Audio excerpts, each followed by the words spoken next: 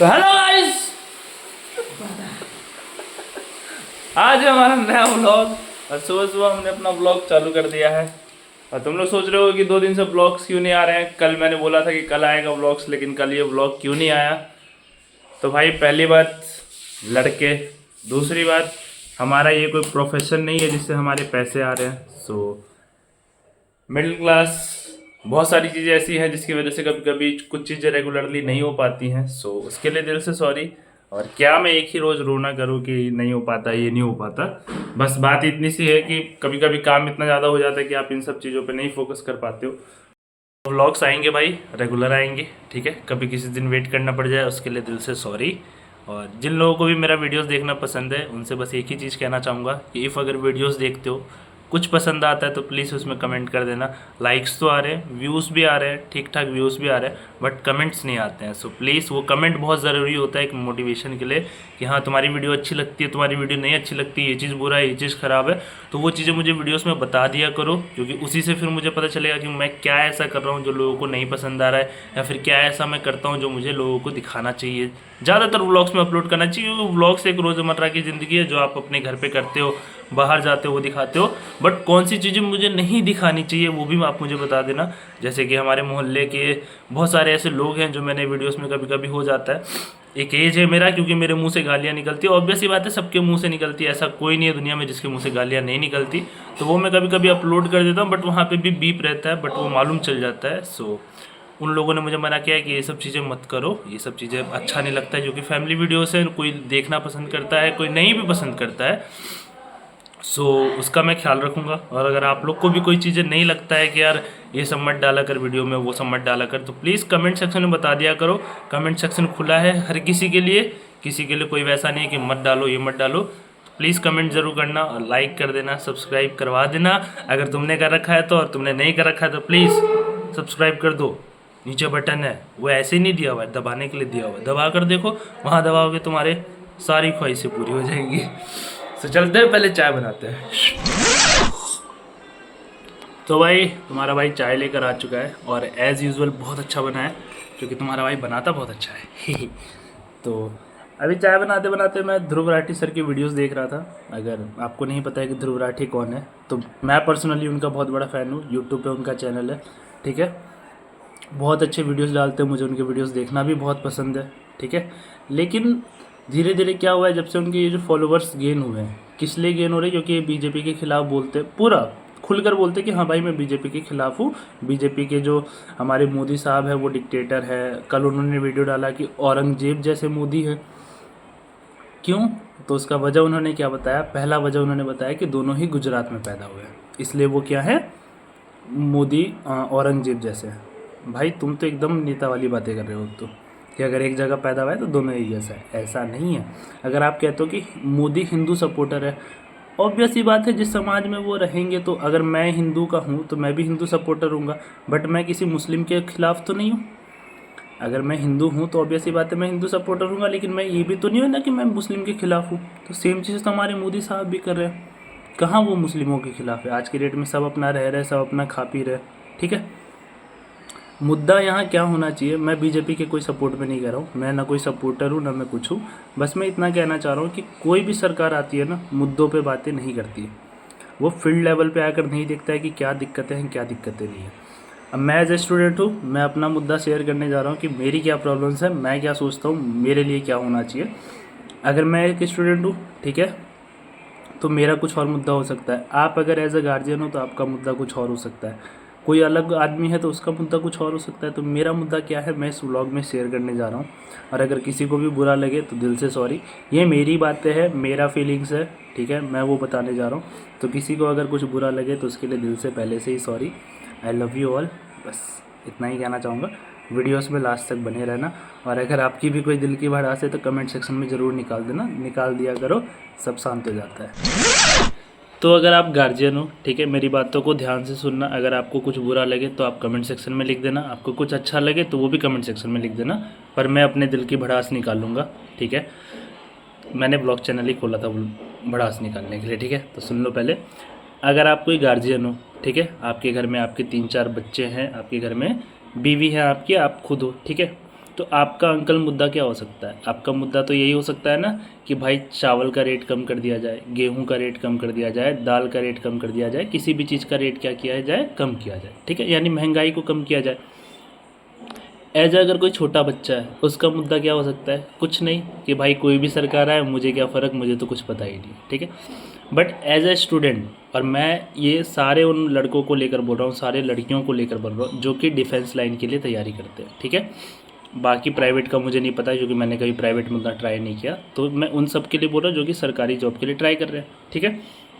हमारा मुद्दा क्या हो सकता है कि एजुकेशन सिस्टम को ठीक किया जाए और ये जो सरकारी जॉब से इनको बढ़ाया जाए, ठीक है, हम लोग का जो मुद्दा है। अब ये जो बात है कि एजुकेशन सिस्टम ठीक किया जाए, तो ये मैं क्यों कह रहा हूँ? अगर कोई सरकार आकर ये कहता है ना कि पर डे, ये हमारे बीजेपी सरकार का कहना है, ठीक है, कि हम पर डे कॉलेज खोल रहे हैं। पहली बात तो ऐसा कुछ खुल नहीं रहा है, ठीक है। अगर खुल भी रहा है जहाँ हमें नहीं पता, हमारी आंखें नहीं जा पा रही, क्या पता खुल रहा हो, ठीक है। तो उनसे मैं बस ये कहना चाहूँगा कि उन कॉलेजेस में पहुँचने वाले बच्चे कौन हैं?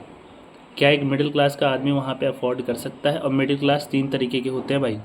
एक मिडिल क्लास होता है जिसके शौक़ पूरे हो जाते हैं, सारी चीज़ें पूरी हो जाती हैं और पैसे भी सेव हो जाते हैं, वो भी मिडिल क्लास में ही आता है। दूसरा मिडिल क्लास होता है जो कि सारी ज़रूरतें पूरी कर पाता है बट उसके बाद उसके पास कुछ बचता नहीं है। और थर्ड मिडिल क्लास वो होता है जो 3 टाइम का खाना खा पाता है और उसके बाद वो अपने शौक़ भी पूरे नहीं कर पाता है, और उसके जो नीचे आते हैं उन्हें हम गरीब कहते हैं, ठीक है। तो ये जो मिडिल क्लास फैमिली है, ठीक है, वो अगर कहीं पढ़ने जाती है और उनके बच्चों को जब पता चलता है ना कि अरे मैं अगर कोई कोर्स करूँगा ना तो उसका 8 से 10 लाख रुपया लग जाएगा, रहने खाने पीने सब चीज़ को लेकर, ठीक है। अगर उसके पापा की सेविंग उतनी है ना, अगर उसके घर में कोई बहन है, उस लड़के के घर में अगर कोई बहन है ना, वो भाई पढ़ेगा नहीं, वो पढ़ाई नहीं करेगा ये सोचकर कि अगर मैंने आज अपने पापा का 8 लाख रुपया बर्बाद कर दिया, ठीक है, तो कल के डेट में शादी कैसे होगी। सोचना इन मुद्दों को, जो मैं कह रहा हूँ बहुत ही वो है। पता नहीं, मेरा जो मुद्दा है मैं वो शेयर कर रहा हूँ, आपका मुद्दा कुछ और हो सकता है कि अगर 8 से 10 लाख रुपए किसी कोर्स को करने का फीस है, ठीक है, तो वो लड़का वो लड़का कभी वो पढ़ाई करने ही नहीं जाएगा, ठीक है। वो पहले ही से गिव अप कर देगा। क्यों? क्योंकि हर एक बच्चा वो माइंड सेट लेकर नहीं पैदा होता है कि अरे मैं जा रहा हूँ ना तो मैं कर दूंगा। बच्चा क्या माइंड सेट लेकर निकलता है कि यार मैं जा रहा हूँ ना, अगर नहीं होगा तो क्या होगा। एज ए स्टूडेंट बता रहा हूँ, मेरे अंदर यही थॉट चलता है कि मैं कहीं कुछ करने जा रहा हूँ, उसमें इतने पैसे लग रहे हैं, ठीक है, अगर वो चीज़ मेरे से नहीं होगा तो फिर क्या होगा, ठीक है। तो एक तो ये एजुकेशन सिस्टम ठीक करो, जो आप कहते हो ना कॉलेजेस खोल दिए, ये खोल दिया, वो मत करो। पता है तुम्हें, इंजीनियरिंग जो करते हैं ना, ठीक है, और इंजीनियरिंग के जो कॉलेजेस है, 100% जो सीट होता है ना, लास्ट 2021 या 2022 के बीच का ये डाटा है, मैं आपको दिखा भी दूंगा। उस वक्त ना 100% में से 80% बच्चों ने सिर्फ सीट्स कैप्चर की हैं, 20% बच्चे पहुँचे ही नहीं है, ठीक है। आई डोंट नो वाई, जो मैं बोल रहा हूँ वही एक वजह होगी, ठीक है। दूसरा चीज़ आती है बात सरकारी जॉब की। पहली बात तो फॉर्म्स नहीं निकाल रहे हो, ठीक है। आप फॉर्म निकालते हो किसी भी जॉब का, सीट्स आपके कितने होते हैं 150, मैक्सिमम सीट आता है कितना 8,000 10,000, और जब ज़्यादा सीट आती है ना 40,000 तो तुम्हारे पेपर लीक हो जाते हैं। समझ रहे हो ना कौन से फॉर्म की बात कर रहा हूँ? यूपी पुलिस, याद है 40,000 या 80,000 सीट निकला था, 60,000 निकला था। बच्चों ने फॉर्म भरा था, मैंने उस समय फॉर्म नहीं भरा था, मैं गया हुआ था लखनऊ भैया की शादी में, ठीक है। कुत्तों की तरह बच्चे भरे हुए थे ट्रेन में, कुत्तों की तरह। इतनी उस समय गर्मी का मौसम था, इतना मतलब एसी रूम में भी हम लोग बैठे हुए थे ना, वहाँ पे भी लग रहा था कि यार एसी नहीं चल रहा है, ठीक है। कुत्तों की तरह ठूस ठूस के बच्चे भरे हुए थे। अपने घर से निकले थे बेचारे एग्ज़ाम देने के लिए, वहाँ पहुँचने के बाद एग्ज़ाम दिया, अगले दिन खबर आती है पेपर लीक हो गया। सिस्टम ख़राब है ना आपका, इस वजह से तो ऐसा होता है। आप कहते हो कि आपके सामने पेपर्स खोले जाएंगे। चार्ज ख़त्म हो गया था भाई मेरे फ़ोन का, इसलिए वीडियो एंड हो गया था, बट मैं ये वीडियो की भड़ास आज पूरी निकालूंगा, ठीक है। तो अभी जो मैंने बात की यूपी पुलिस की, तो सिर्फ वो यूपी पुलिस कांस्टेबल के बच्चों की बात थी जो उन्होंने फॉर्म भरा था, ठीक है।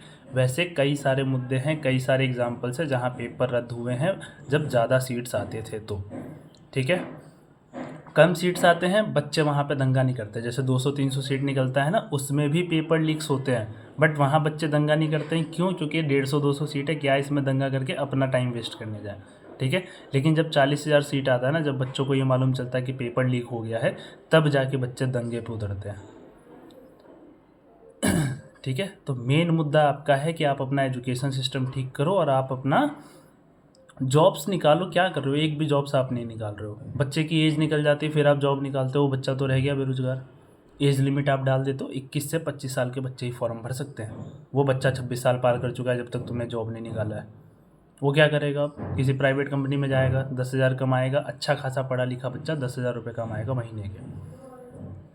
ठीक है। आप ग्राउंड लेवल पे आकर देखो, स्टूडेंट से बात करो, किसी ऐसे से बात करो जो इन सब चीज़ों को झेल रहा है, तब आपको पता चलेगा कि हाँ एक्चुअल बात क्या है, एक्चुअल काम कहाँ आपको करना है। आप फ्लाई ओवर बनाने का सोच रहे हो, आप मेट्रोस बनाने का सोच रहे हो। अरे पहले एजुकेशन तो दे दो यार, मेट्रो बनाकर क्या कर दोगे।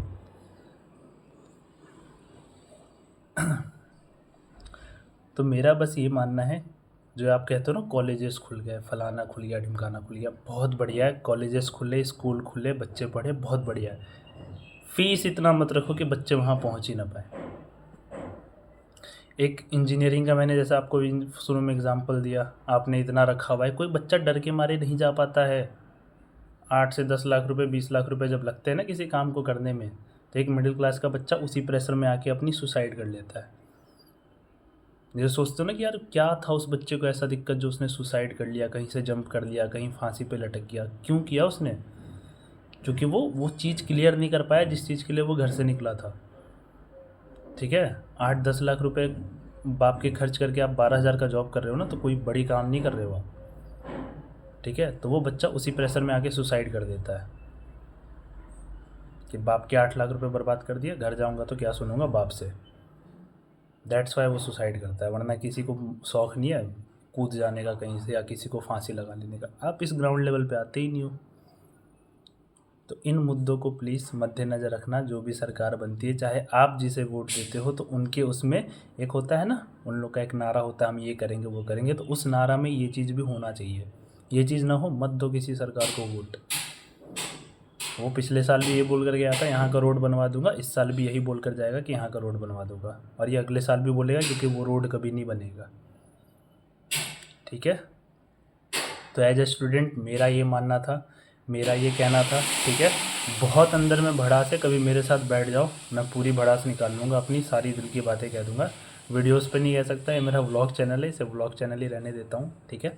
मिलता हूँ आपसे अगले व्लॉग में। आई लव यू ऑल, और प्यार दिखाते रहो अपने भाई को। जॉब तो लगा नहीं तुम्हारे भाई का, तो ऐसे ही प्यार दिखाओ, थोड़े सब्सक्राइबर बढ़वा दो। ठीक है। 270 पे अटका हुआ है, आगे बढ़ाओ, थोड़ा कुछ करो।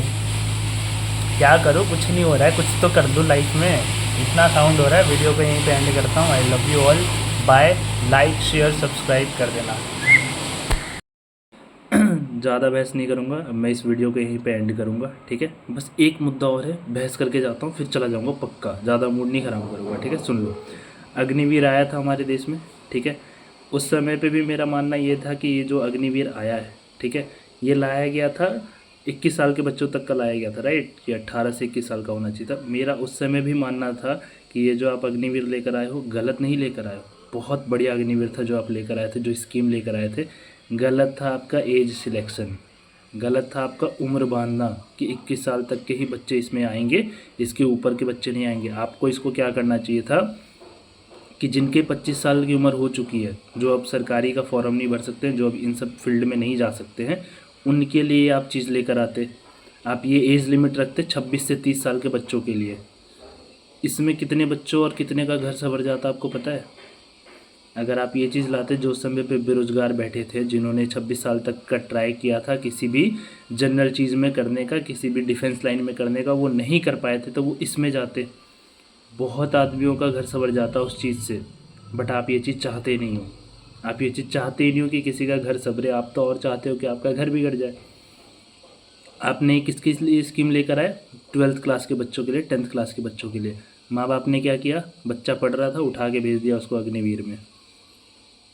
ठीक है। तो आपको ये जो मुद्दा लेकर आप आए थे ना, बहुत बढ़िया मुद्दा था। मन खुश हो गया था जब सुना था कि अग्निवीर आया, मन ख़राब हो गया था जब एज सुना था।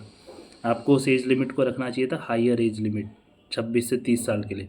उतना कमाने के बाद वो पैसा उनके अकाउंट में आता ना, वो आज की डेट में कहीं पे अपना बिजनेस कुछ भी कर रहे हो तो 12 लाख रुपए का कुछ ना कुछ कर लिया होता। ठीक है। लेकिन आप ये किसके लिए लेकर आए? 10th से 12th क्लास के बच्चों के लिए। तुम बोल ही नहीं सकता मैं कुछ, मुंह से तो बहुत कुछ निकलता बट कुछ कह नहीं सकता।